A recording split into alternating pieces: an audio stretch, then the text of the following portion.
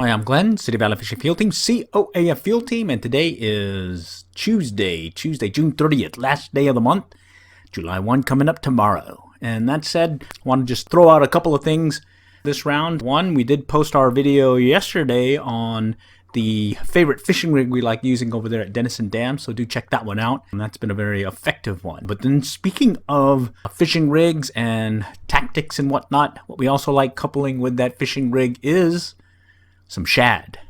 So we did have a question concerning shad because of things in the past with some invasive aquatic species. And so we want to get some clarification. So we got it. Okay, so we had a question that we wanted to pose to the Texas Parks and Wildlife to clarify a question that we had about shad. Shad in particular because we do like using shad for bait, live bait, as well as fresh or frozen bait.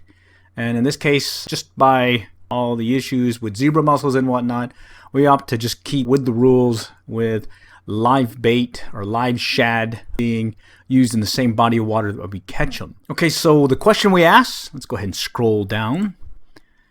It'll just take us down to one. Here's the question we asked.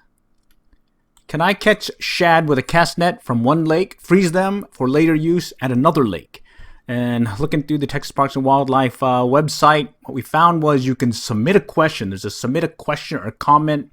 There's a link to it, as well as we'll put it in this video's link, as well as we also have in our stock of trout fishing post where you can link to it right here. And when you submit that question, you'll be able to pose it in this form here. So you'll select the place you want to ask the question, and then from there, you put in your question. If you want to get a response back from email, put a valid email address and then submit.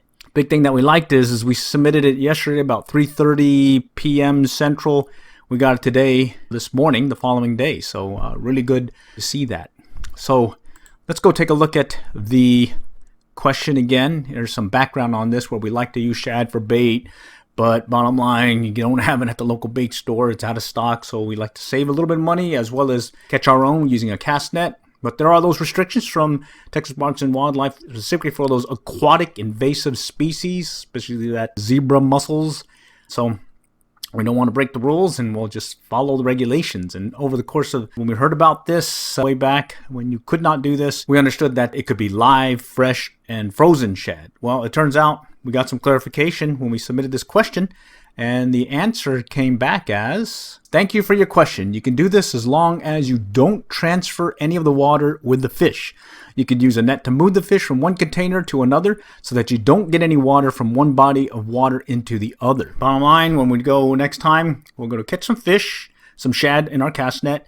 We'll take a net, move it to a container, and then from there, we'll go ahead and freeze it. We didn't actually get clarification of if you could do this with live shad, but in particular, from a personal choice, and we put it in our blog post as well, that did not ask about transferring live shad, as we prefer to limit using live shad to the body of water we caught them from to avoid the risk of transferring that aquatic invasive species. So do take a look at the latest regs and whatnot. Like that, we got some final clarification that you can catch shad from one lake. Make sure you don't transfer any water. Freeze it, freeze the shad, and then you're ready to go at the next lake. Okay, so if you do find that helpful, do give it a try. And if you do want to get clarification on a specific question that you have, again, we'll put that link in here as to submitting your question or comment to the Texas Parks and Wildlife. All right, next time we'll catch y'all there, and good luck and good fishing.